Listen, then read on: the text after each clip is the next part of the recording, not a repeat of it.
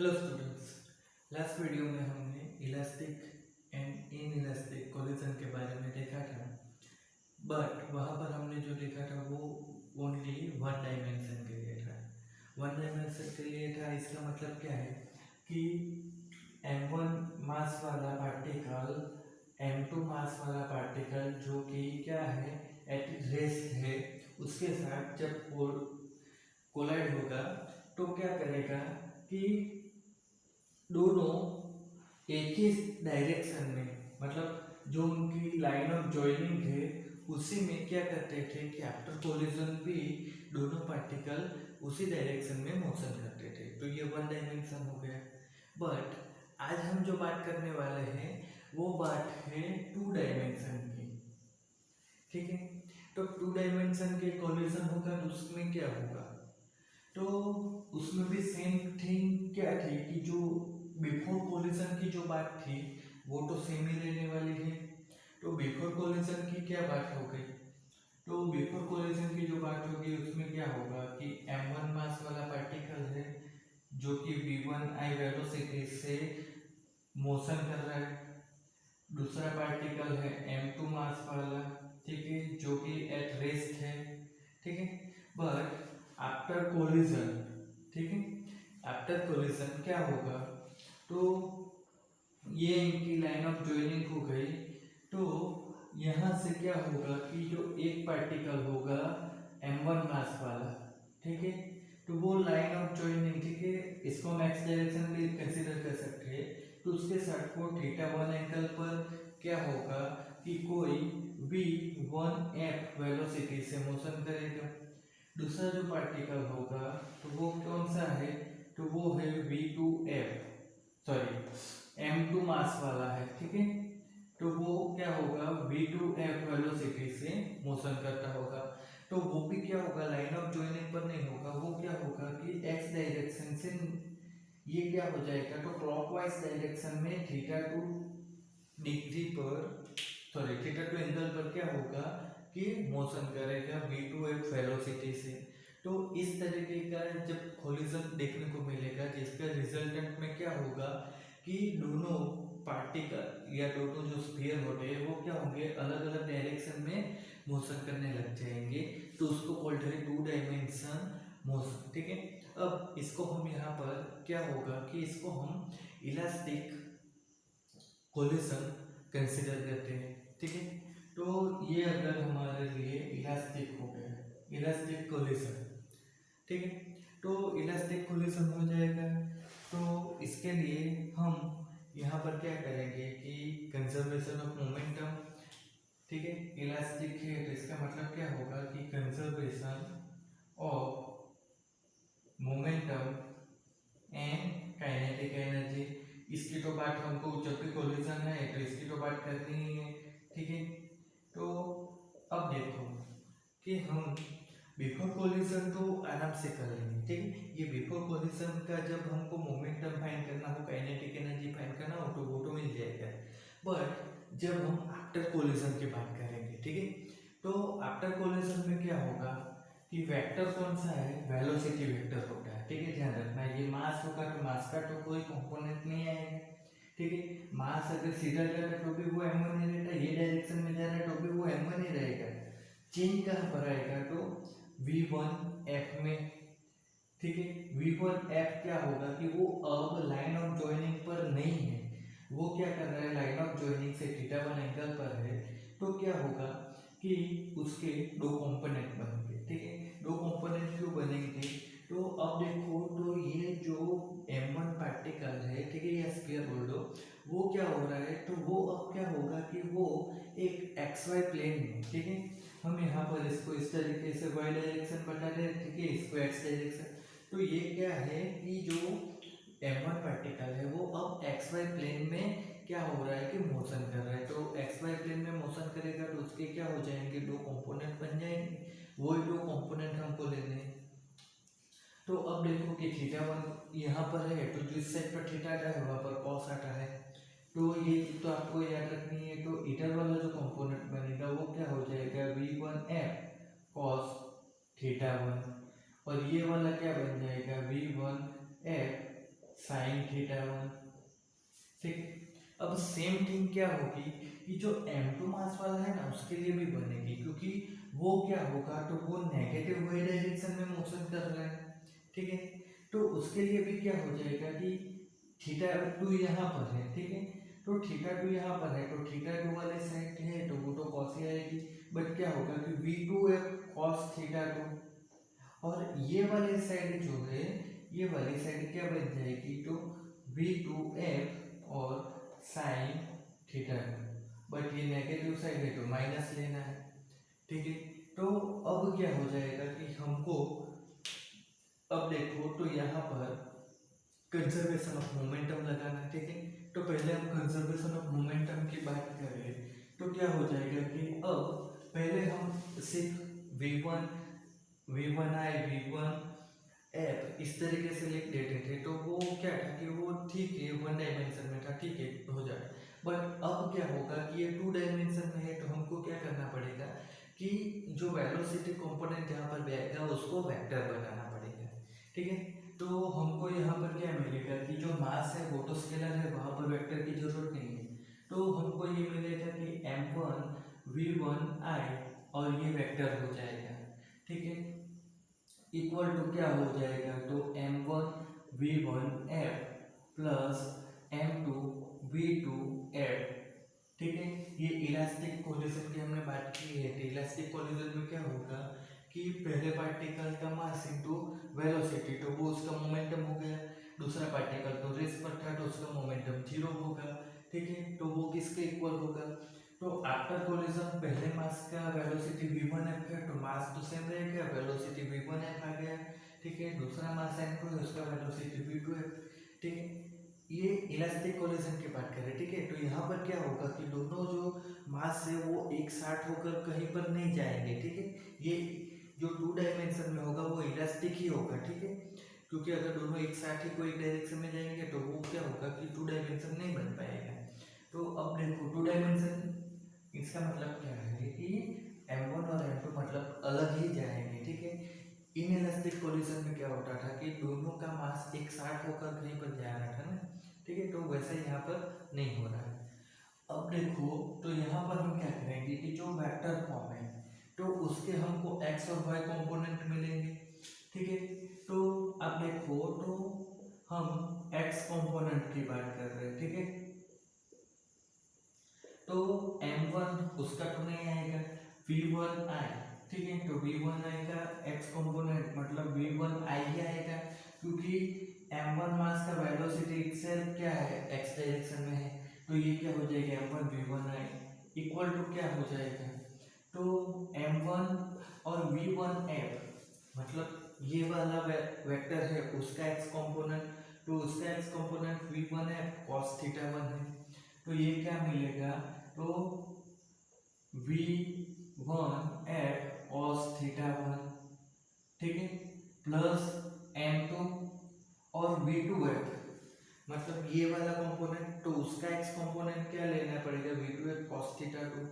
तो ये हमको क्या मिलेगा, तो cos क्या हो जाएगा, V2F cos थीटा 2। इस तरीके से हमको x कंपोनेंट मिलेगा। ठीक है, ये क्या है, moment of conservation of momentum, इसका x कंपोनेंट हो गया। अब हम y कंपोनेंट की बात करें तो y कंपोनेंट में क्या होगा, तो देखो बिफोर कोलिजन जो M1 मास है वो क्या हो रहा है, y डायरेक्शन में इसका कोई कंपोनेंट बनेगा, बिल्कुल नहीं बनेगा, क्योंकि ये सिर्फ क्या हो रहा है कि x डायरेक्शन में मोशन कर रहा है। तो उसका y कंपोनेंट क्या आएगा, जीरो आएगा। इक्वल टू क्या होगा कि V1F है उसका y कंपोनेंट, तो वो क्या बनेगा, V1F sin थीटा 1। तो हमको यहाँ पर क्या मिलेगा, M1 V1F sin थीटा 1। ठीक है, दूसरा क्या आएगा, तो V2F मतलब इसका y कंपोनेंट, तो वो क्या बनेगा, माइनस V2F sin थीटा 2। तो यहाँ पर क्या हो जाएगा, प्लस की जगह minus M2 V2F sin theta 2, इस तरीके से हो जाएगा। तो अब देखो हमको यहाँ पर क्या हुआ, दो इक्वेशन मिल गए।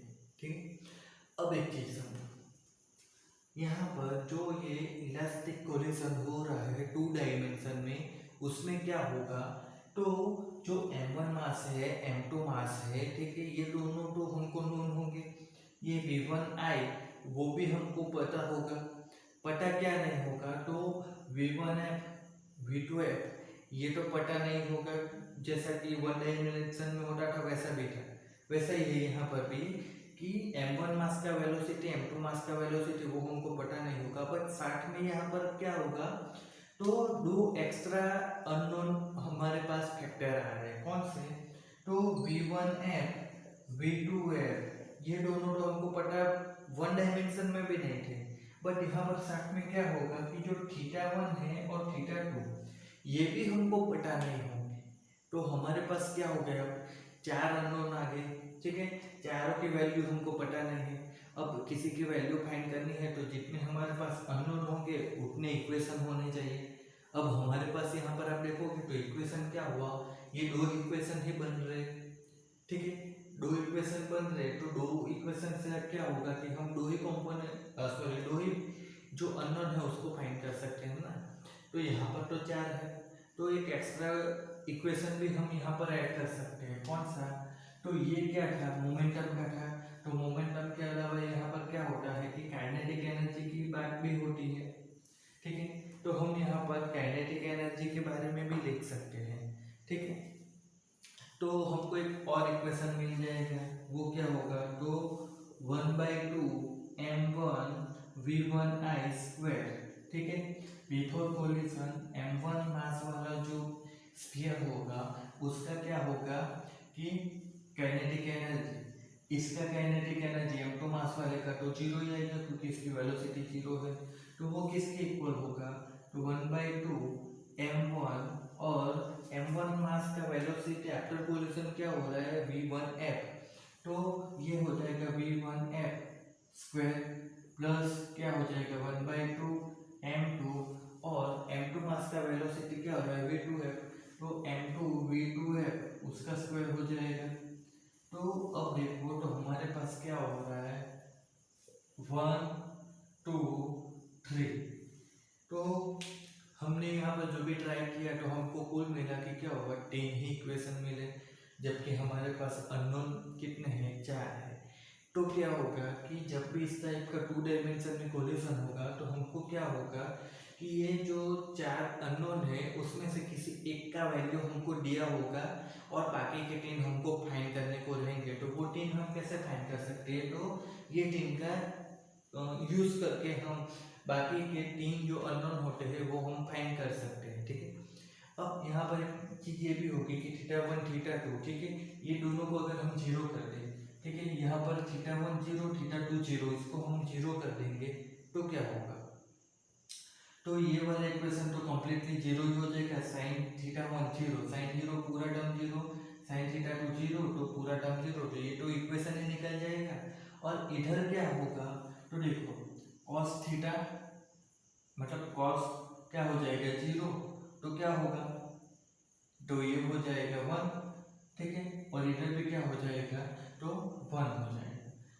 cos 0 की वैल्यू 1 होती है ना, तो ये क्या हो जाएगा, तो ये वन डायमेंशन का इक्वेशन जो था वो ही बन जाएगा, ठीक है। अब इसके रिलेटेड हम एक न्यूमेरिकल करते हैं, ठीक है।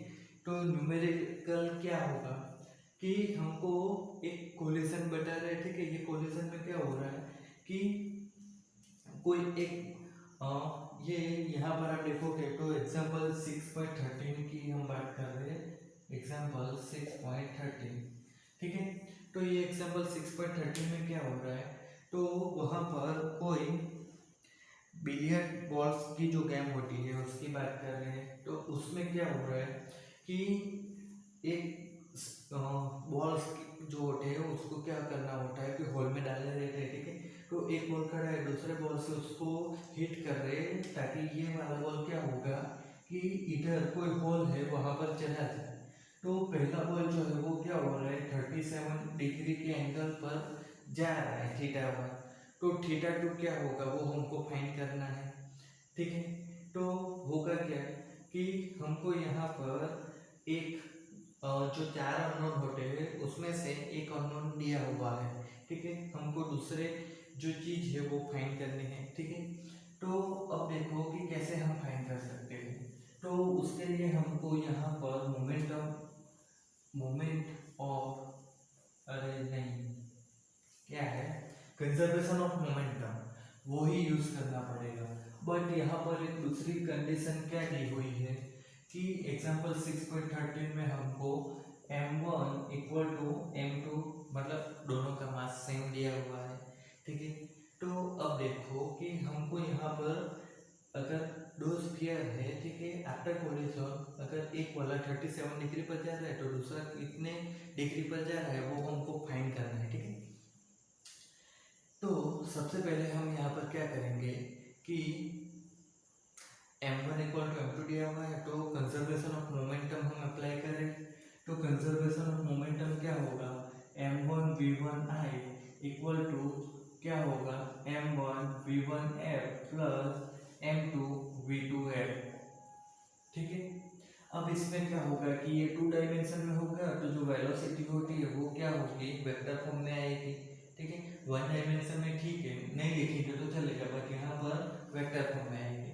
अब देखो तो क्या है, m1 इक्वल टू m2 है, तो हम क्या करेंगे कि सब जगह से m1 m2 को निकाल देंगे, तो हमको क्या मिलेगा, v1i equal to v1f plus v2f, ठीक है। अब देखो तो ये क्या हो रहा है कि v1f प्लस v2f दो वेक्टर का हमको क्या मिल रहा है, रिजल्टेंट v1i मिल रहा है, ठीक है। इसके ऊपर से हम ऐसा कह सकते हैं, तो हम यहाँ से क्या लिख सकते हैं कि v1i उसका स्क्वायर, मतलब इसकी अगर हमको वैल्यू फाइंड करनी है तो v1i का स्क्वायर वो हमको क्या मिलेगा, तो v1f उसका स्क्वायर प्लस v2f उसका square plus 2v1f v2f cos theta, ठीक है। अब यहाँ पर हम क्या करते हैं कि cos थीटा की जगह हमको यहाँ पर क्या हो रहा है, तो देखो क्या होगा कि एक 37 है और दूसरा θ2 होता है, ठीक है। तो हम यहाँ पर क्या लिखेंगे, θ2 प्लस 37, देखो जो हमने अभी पढ़ा 2 डायमेंशन के लिए वो ये है कि दो स्फीयर एक दूसरे के साथ क्या करेंगे, कोलिजन करेंगे, तो बाद में क्या होगा कि एक स्फीयर क्या करेगा कि जो लाइन ऑफ जॉइनिंग है उसके साथ θ1 एंगल बनाएगा, दूसरा θ2 एंगल बनाएगा, तो उसमें से अब हमको थीटा क्या हो रहा है कि θ1 एंगल दिया हुआ है कितना, 37, तो अब हमको टोटल एंगल चाहिए ना, ठीक है। जब भी जो रिजल्टेंट वेक्टर में एंगल आता था तो वो क्या होता था कि जो दो वेक्टर होते थे उनके बीच का एंगल होता था ना, तो उनके बीच का एंगल क्या होगा, तो 37 प्लस θ2 ही बनेगा, θ1 37 दिया है तो वो हमने लिखा है θ2 प्लस 37। अब देखो अगर हम यहाँ पर देखें तो ये क्या था, मोमेंटम के बारे में था।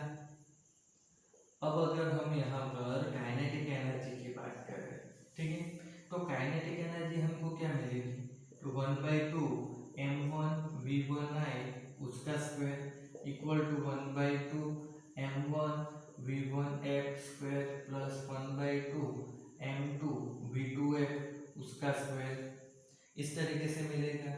तो यहाँ पर भी क्या होगा कि 1/2 m1 1/2 m2 कैंसिल हो जाएगा, because m1 equal to m2, तो यहाँ से हमको क्या मिलेगा, v1i उसका स्क्वायर इक्वल टू v1f उसका स्क्वायर प्लस v2f उसका स्क्वायर। तो ये हमारा पहला इक्वेशन हुआ, ये दूसरा इक्वेशन हुआ। तो अब अगर हम दोनों को कंपेयर करें, ठीक है, तो क्या हो जाएगा कि यहाँ पर हम प्लस करके 0 लिख सकते हैं, तो v1i का स्क्वायर दोनों जगह पर है, v1f का स्क्वायर v2f का स्क्वायर, तो ये जो पूरा टर्म बन रहा है कौन सा, 2v1f v2f cos और θ2 प्लस 37, तो उसकी वैल्यू क्या आएगी, तो 0 आएगी। तो यहाँ से हम क्या लिख सकते हैं, cos 37 प्लस θ2 इक्वल टू 0, ठीक है। तो इसका मतलब क्या होगा कि 37 प्लस θ2, देखो cos की वैल्यू 0 कब आती है, तो cos की वैल्यू 0 90 डिग्री पर आती है, तो यहाँ पर हमको डिग्री क्या मिलेगा, 90, तो θ2 क्या हो जाएगा, तो 90 माइनस 37 दैट इज 53, तो यही चीज हमको फाइंड करने की। तो होता क्या है कि जब अगर दोनों का मास सेम होगा तो पहला वाला फिर 37 डिग्री पर जा रहा है तो दूसरा वाला क्या होगा 53 डिग्री पर जाएगा। यहाँ पर एक चीज और बतलाता है, क्या है कि कंडीशन क्या है कि दोनों का मास सेम है, ठीक है। तो क्या होगा कि अगर दोनों का मास सेम होगा ना तो दोनों एक दूसरे को परपेंडिकुलर जाएंगे। कैसे? 37 + 53 90 होता है।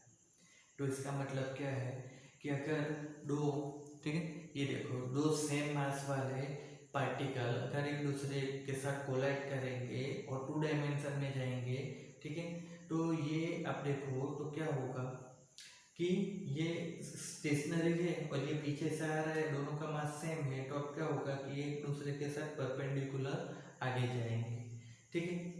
तो आज का लेक्चर हम यहाँ पर ख़त्म करते हैं। आई होप कि आपको आइडिया आ गया होगा। तो मिलते हैं नेक्स्ट लेक्चर में कोई